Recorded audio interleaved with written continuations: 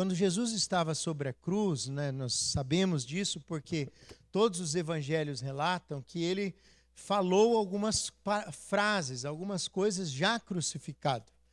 É comum, às vezes, a gente ouvir mensagens sobre as 7 palavras da cruz, as palavras que Jesus proferiu enquanto estava crucificado.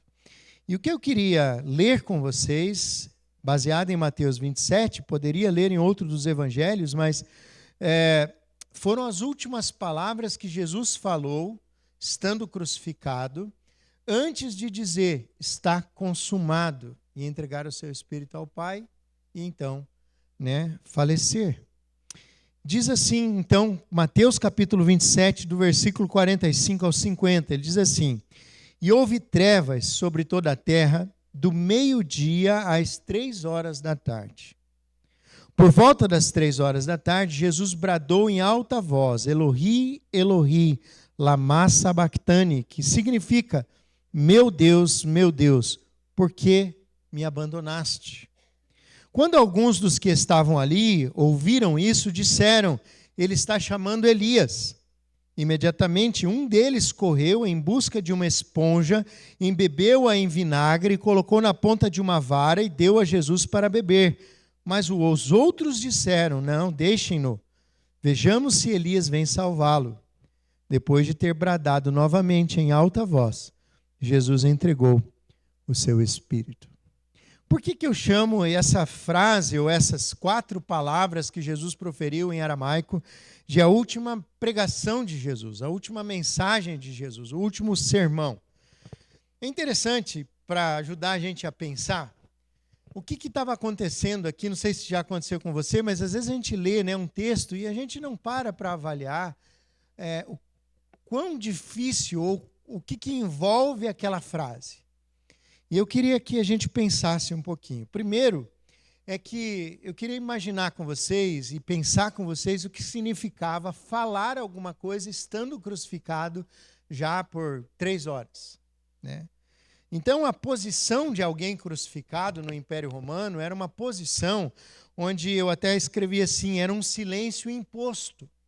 Porque você imagina um corpo pendurado, com os cravos atravessando os ossos dos pés e também os tendões, o pessoal que entende um pouco da parte médica sabe que os tendões eles se comunicam diretamente, com o sistema nervoso, e isso vai gerar sensações de choque, de calor, de queimação, de pontada, de frio, e enfim. Não bastasse isso também, na junção do punho e das mãos, o corpo ficava suspenso para frente e o peso dele ficava sobre os cravos. Então, como é que alguém morria crucificado? E às vezes essa crucificação levava dias, o que não aconteceu aqui, porque seria um escândalo para os judeus deixar os corpos crucificados depois das 6 horas da tarde, numa sexta-feira, porque já seria o sábado, e para eles seria um grande escândalo.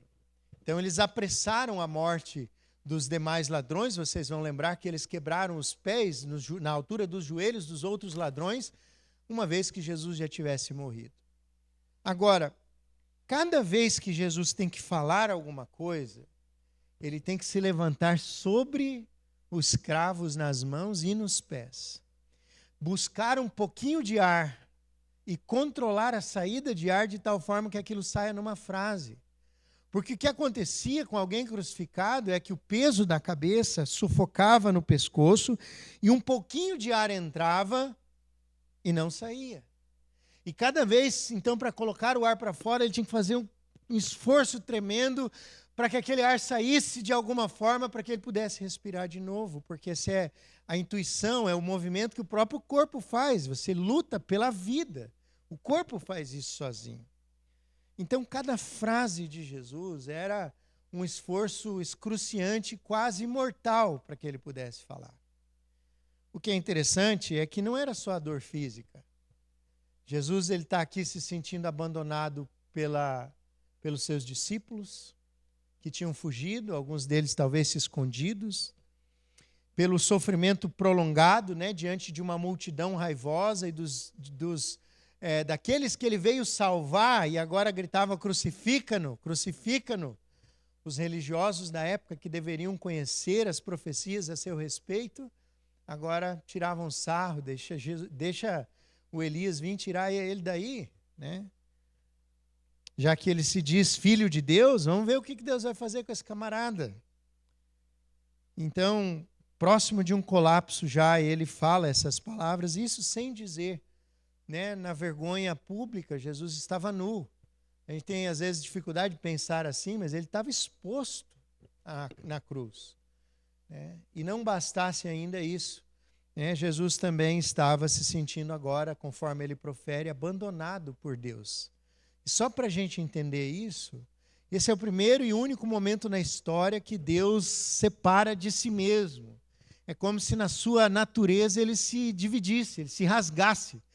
Porque ele sempre foi a Trindade. Deus, Deus Pai, Jesus e o Espírito Santo sempre tiveram plena comunhão. E aqui, por causa da profecia de Isaías, Jesus atrai sobre si todos os nossos pecados, as nossas enfermidades, de tal forma que o pecado, conforme o próprio livro de Isaías profere, faz separação entre nós e Deus. Agora, o problema, né, que eu vejo aqui desse sermão não é a falta da voz de Deus. O problema é a resistência dos nossos ouvidos.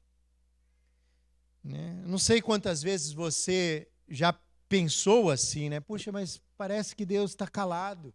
Ele não me responde, ele não fala comigo. Eu vou na reunião, eu vou na igreja, eu vou orar e Deus não fala comigo. Tem alguma coisa errada com esse negócio. E às vezes a gente começa a duvidar de Deus, a gente começa a duvidar da reunião ou da pessoa que está pregando, sei lá, a gente duvida de todos, menos da gente. E aí eu vejo nesse texto 3 coisas pelas quais o nosso ouvido é resistente. Primeiro é a dureza que a religiosidade causa em nós. Logo no primeiro versículo, ali no 47, perdão, ele diz assim: quando alguns dos que estavam ali ouviram isso, disseram, ele está chamando Elias.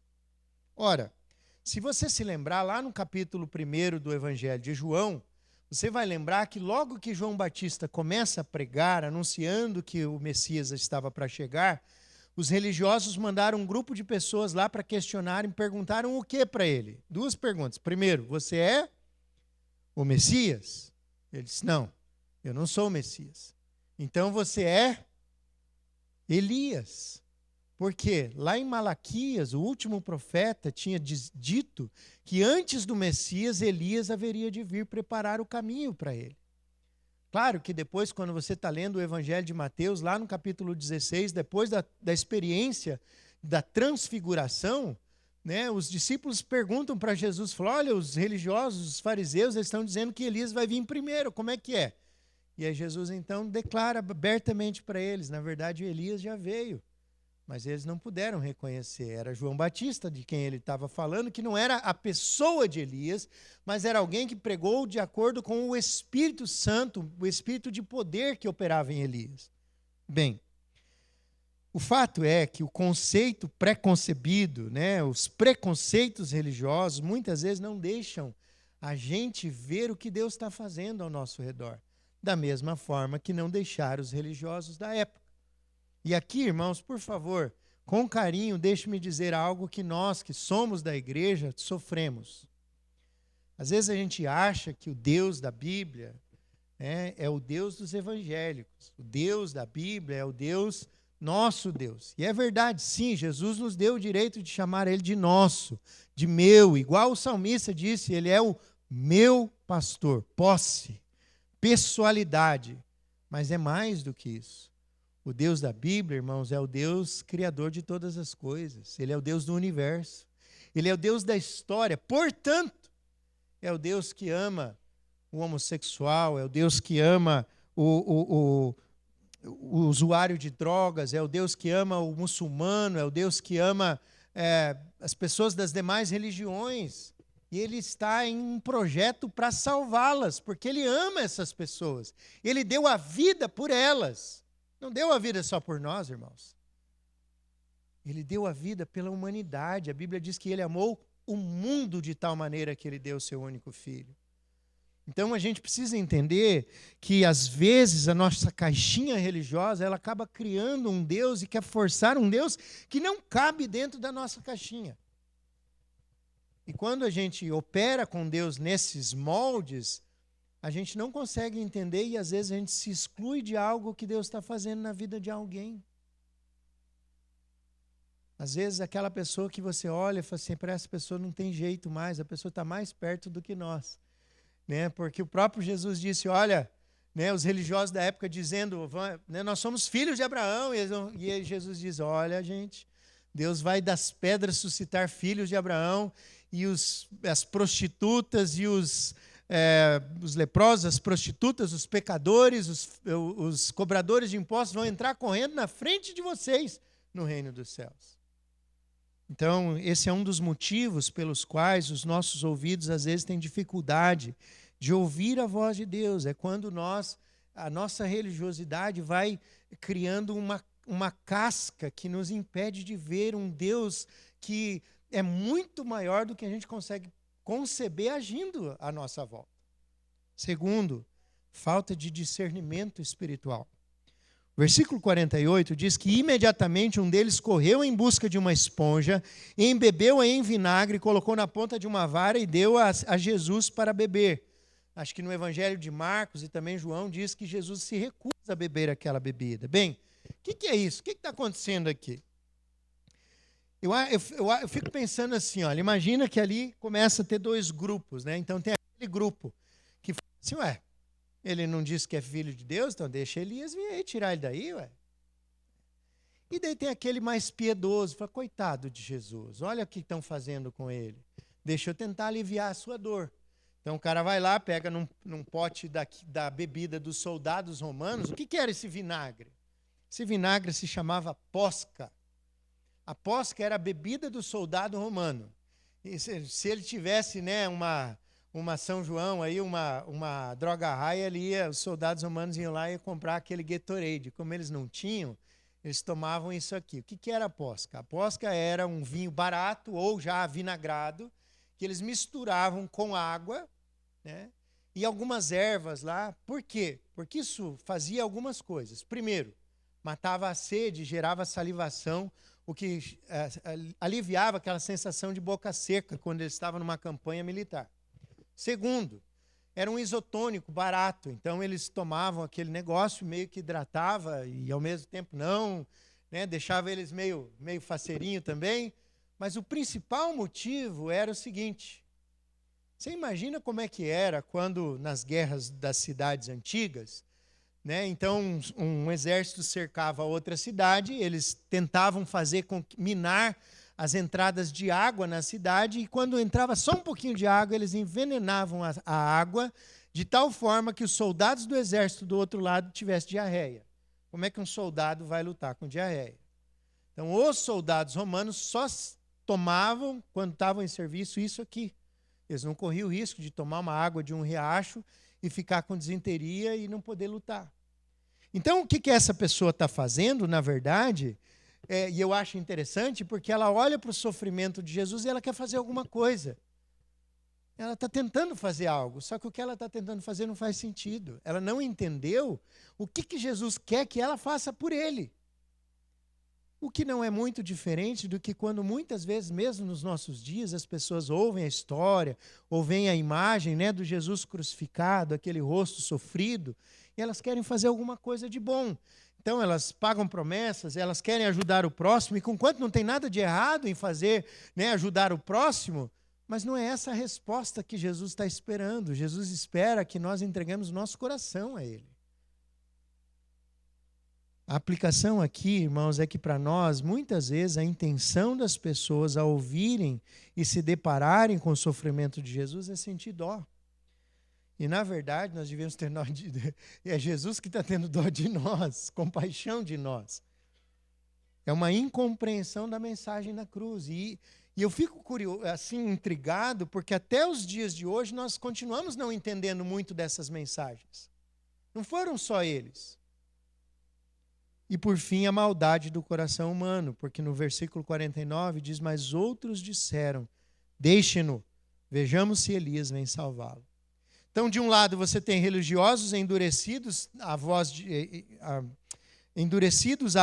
Deus. Do outro lado, nós temos piedosos sem discernimento, querendo fazer alguma coisa, agindo sem sentido, mas aqui você tem aqueles que tiveram coragem de ser cruéis.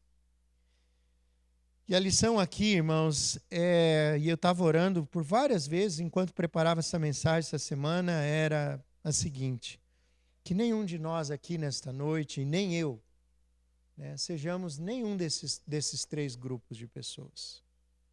Que é possível, irmãos, que eu mesmo seja uma dessas pessoas se eu não sondar meu coração. Às vezes a gente faz comentários sem noção, né? Eu acabei de fazer uns 2, eu acho, hoje já, aqui antes do culto começar. Já tive que pedir perdão, né? Quando a boca é mais rápida do que o coração, né? Mas não é só isso, irmãos. Às vezes a gente fala como quem acha que tem todas as respostas. E eu acho que eu já contei isso para vocês. Uma das experiências mais duras e difíceis do meu ministério foi fazer o segundo velório de uma filha de um casal.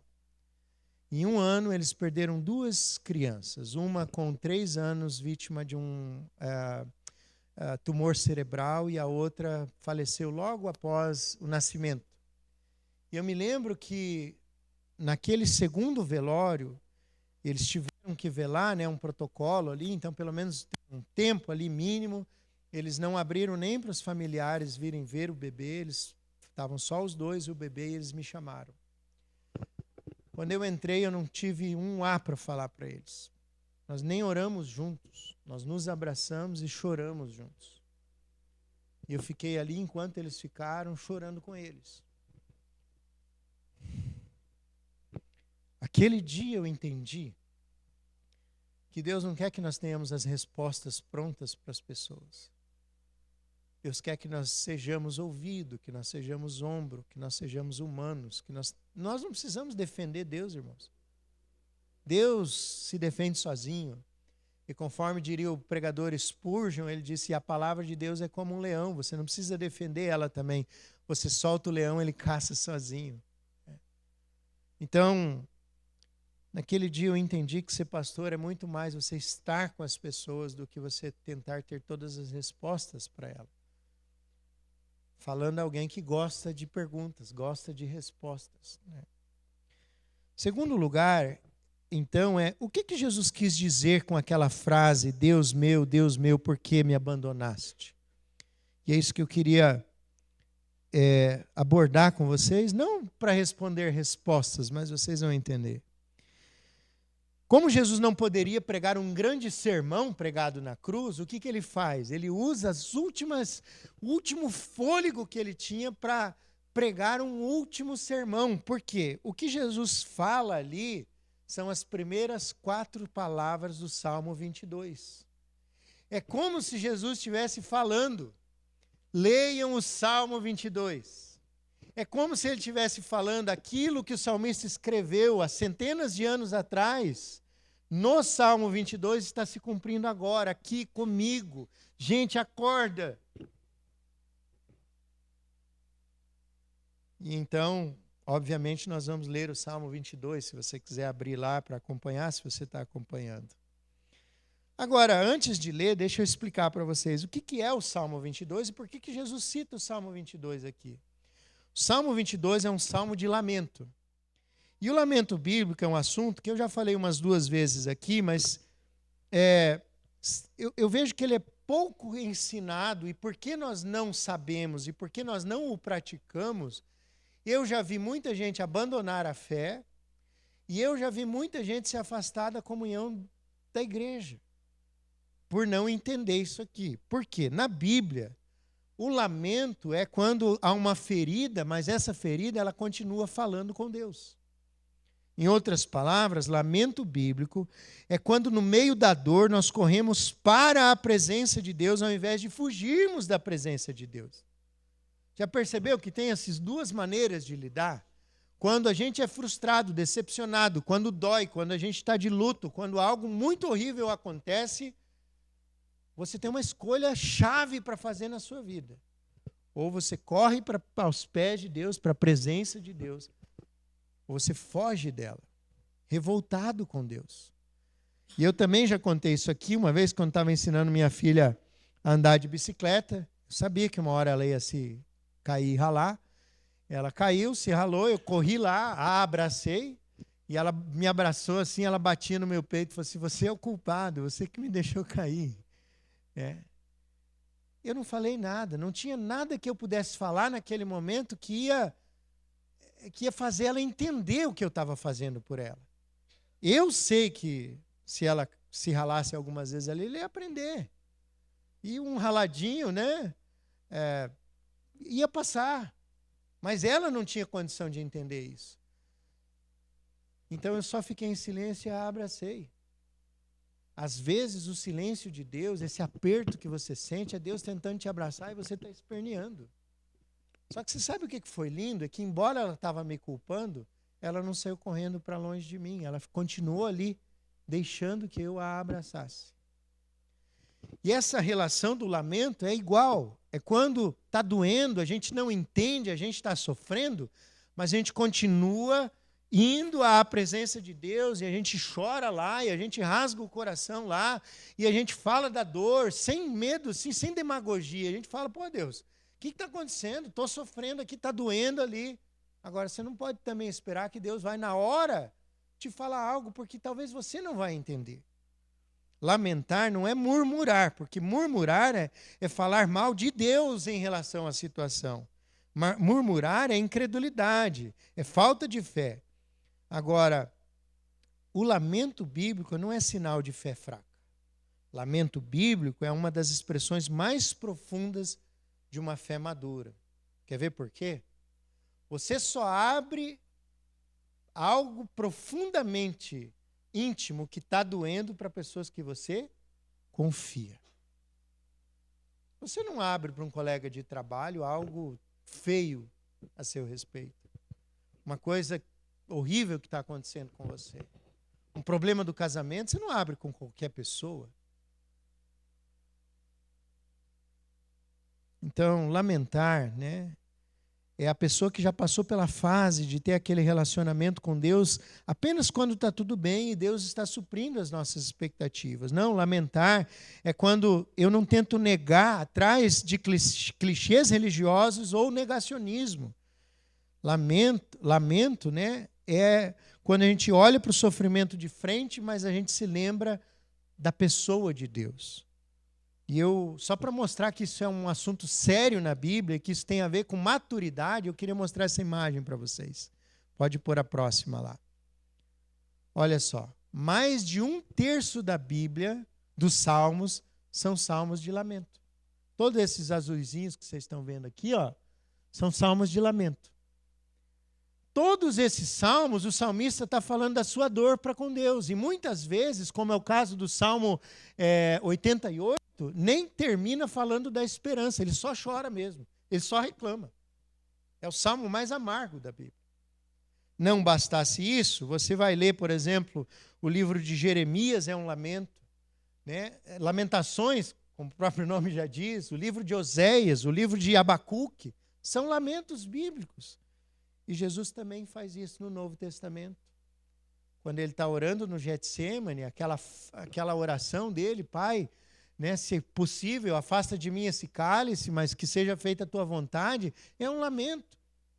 E na cruz agora é um lamento bíblico também.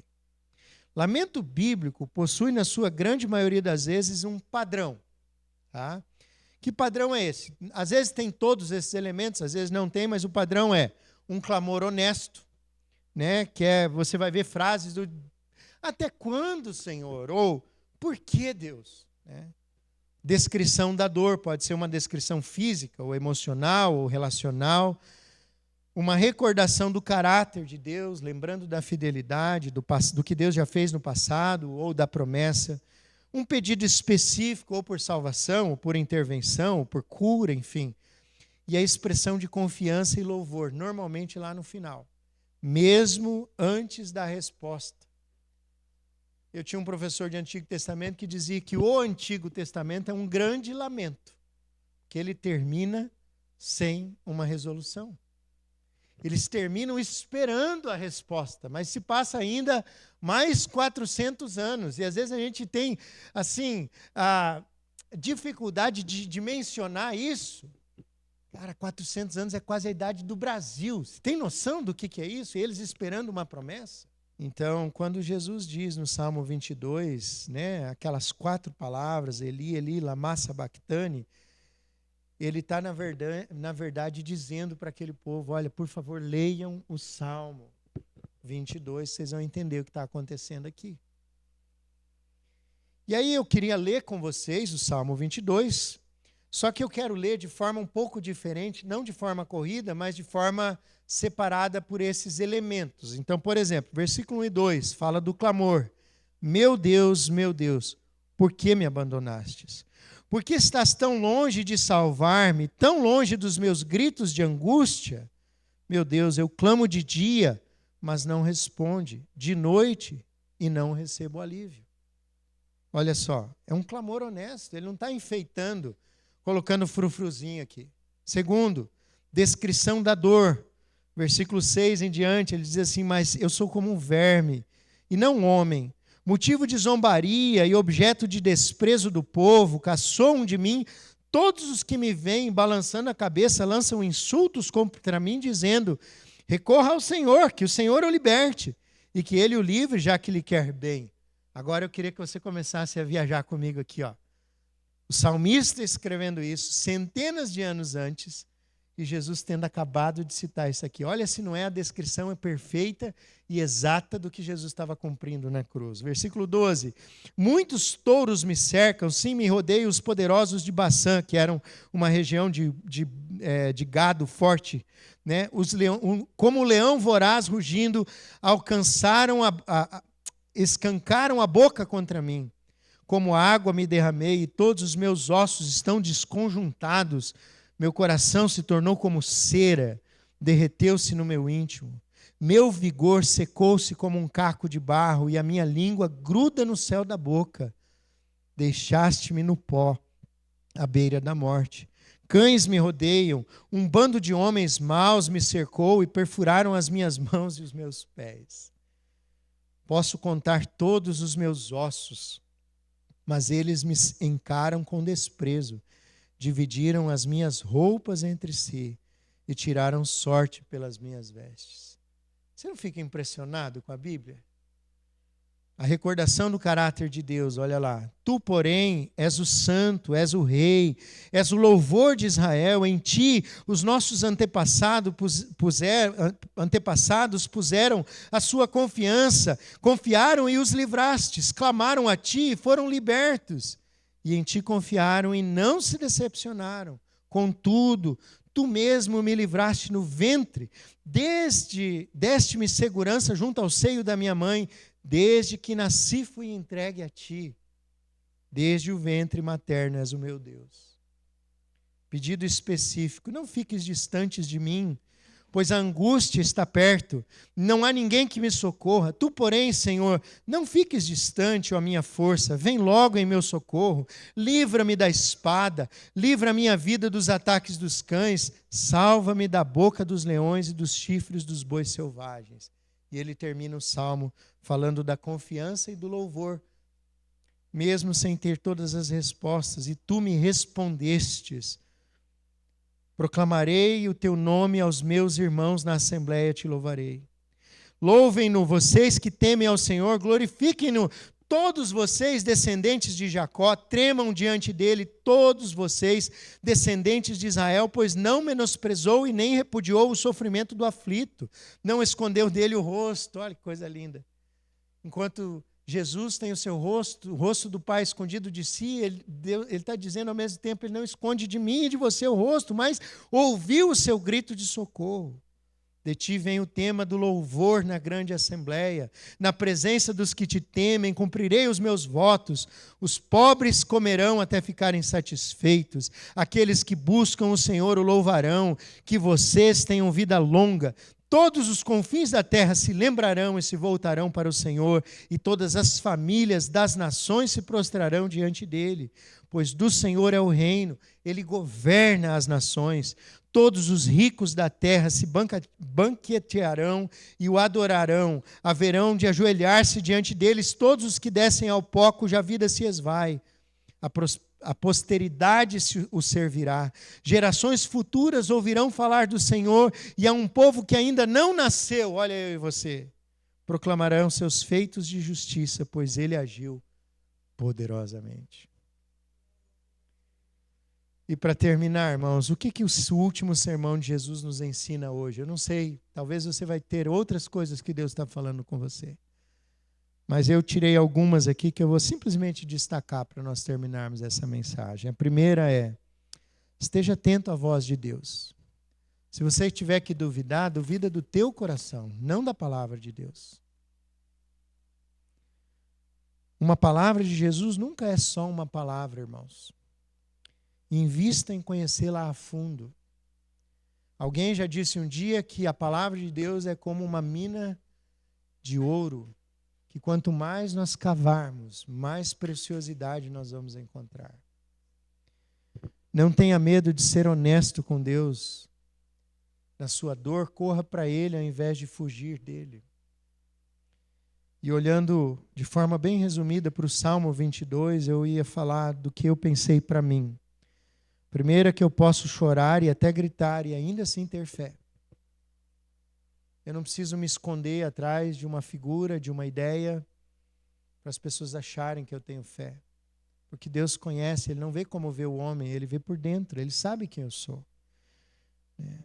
Até aqui eu fiquei pensando, a maneira como nós lidamos com a dor, com o sofrimento, não tem a ver só conosco. Os nossos filhos estão observando, os nossos cônjuges, os nossos amigos, os nossos familiares, nossos colegas de trabalho, os nossos vizinhos, os nossos irmãos de fé. Se nós nos revoltamos contra Deus, as pessoas vão olhar e falar assim: ué, cadê aquele negócio daquele Deus poderoso que você tinha? Se nós negamos, fazemos de conta que não está acontecendo, esse cara é alienado, né? Só pode estar pirando. Mas se mesmo sendo honesto, sofrendo, nós continuamos nos relacionando com Deus, as pessoas vão ver e falar assim: cara, essa pessoa é de verdade. Esse Deus é de verdade. Segundo, eu posso não entender e ainda assim confiar. Confiança vem antes de compreensão, irmãos. Quando você está ensinando o seu filho, muitas vezes você pede para ele fazer coisas que ele não entende. Mas você obedece não porque ele entendeu. Ele deve obedecer não porque ele entendeu. Ele deve obedecer porque ele tem que confiar em você. E a tua palavra tem que ser o motivo pelo qual ele está decidindo te obedecer. Da mesma forma que quando nós escolhemos perdoar alguém que nos cometeu uma injustiça, não é justo. Se fosse justo, não seria perdão, seria justiça. Então, confiança vem antes da compreensão. Confie em Deus por causa de quem Ele é e não por causa só do que você está vendo. Os nossos olhos são tão limitados que eu estou com 40 e vou fazer 45 e já não estou enxergando mais direito. Tem que trocar o óculos agora. E por fim, irmãos, eu aprendi que assim como Jesus, assim como José do Egito, assim como Davi, né, é possível sofrer e ainda assim ser um instrumento na mão de Deus. Quando a gente olha os aprendizados da vida de José, a gente às vezes ignora. Olha o que José sofreu. Olha o que Neemias sofreu. Olha o que Daniel da Bíblia sofreu. E nós só aprendemos com homens valorosos que venceram e continuaram fiéis apesar do sofrimento. Agora é verdade, o José cometeu erros, o Davi cometeu erros, o Abraão cometeu erros. Jesus não cometeu e mesmo assim ele sofreu. Só que o nosso sofrimento, primeiro, ele serve para forjar o caráter de Deus em nós. Segundo, ele serve para a gente amadurecer na fé. Mas também ele nos ajuda a ter compaixão e a olhar para as pessoas como pessoa. não como um número, não como sei lá o quê. Eu estava pensando se eu ia falar isso, mas eu vou falar. Esses dias eu ouvi um comentário, né? Que eu estou usando umas roupas esquisitas. Irmãos, eu perdi 26 quilos. Vocês têm noção do que é olhar para o teu guarda-roupa com 26 quilos a menos? Não serve nada. Tudo parece um saco de batata. Então eu vou falar um negócio para você. Você acha que minha roupa está feia? Dá uma calça para mim. Está tudo certo. Eu vou usar. E por que eu estou falando isso? Porque eu já contei isso para vocês. Quando eu cheguei na igreja, a primeira vez que eu entrei numa igreja evangélica, uma pessoa me recebeu, eu estava com a camisetona do Sepultura, né? Que tem aquele S de ossinho assim, e a pessoa falou assim, você não pode usar essa camiseta. Eu falei, por quê? Ah, porque você é do diabo. E eu falei para ela, então me dá outra. E a pessoa não sabia como agir. Por quê? Ela não tinha uma outra para me dar naquela hora. Ela esqueceu de que atrás daquela camiseta tinha uma pessoa. Ela esqueceu de que tinha uma vida, que talvez era a primeira vez chegando na igreja aquele dia. Às vezes, irmãos, o nosso grande desafio não é só nós lamentarmos, mas é não querer consertar a dor do outro com uma respostinha pronta. Nosso grande chamado de Deus é deixar que o próprio Espírito Santo gere a cura, a restauração na vida daquela pessoa. Enquanto a gente é amigo, a gente está perto. É isso que Deus nos chamou para ser. E eu queria terminar dizendo o seguinte. Nós cantamos antes aquela música, Estou olhando para os montes, né? O meu socorro vem de Deus, não paro de olhar para os montes. Às vezes nós começamos, irmãos, a olhar para baixo demais, para o umbigo demais, para dentro demais. E nós deveríamos olhar para cima, para o alto e para fora. Sabe uma coisa curiosa que eu achei aqui no texto de Mateus? É que o primeiro sermão de Jesus, registrado no Evangelho de Mateus, ele sobe num monte para pregar. É o chamado Sermão do Monte. E o último sermão, ele também está no alto de um monte, de braços abertos, pregado na cruz, por mim e por você. Deus ama eu e você, de um jeito que a gente nunca vai entender. Não deixe as pessoas, as circunstâncias afetarem a sua fé de forma que você deixe de congregar, deixe de ler a palavra, deixe de vir. Porque a Bíblia diz, né, Paulo vai dizer que se a esperança que nós temos é só para esse mundo, nós somos os mais miseráveis dos homens. Irmãos, tem a ver com algo que vai além. Um dia nós vamos estar num lugar que não tem dor, não tem sofrimento, e o próprio Jesus vai enxugar do nosso rosto toda lágrima. Até lá, irmãos, nós vivemos num corpo quebrado pelo pecado, num mundo caído pelo pecado, cheio de pessoas à nossa volta, assim como nós, imperfeitas. Feche teus olhos, vamos orar juntos. Senhor Jesus, eu quero te louvar por esta noite, pela tua palavra, porque o Senhor não poupou o teu último fôlego para pregar para nós. E uma mensagem belíssima. Uma mensagem que diz, você pode ser você mesmo com Deus. Esse Deus que séculos antes proclamou tudo o que ia acontecer e ainda continua acontecendo, Ele nunca perde o controle.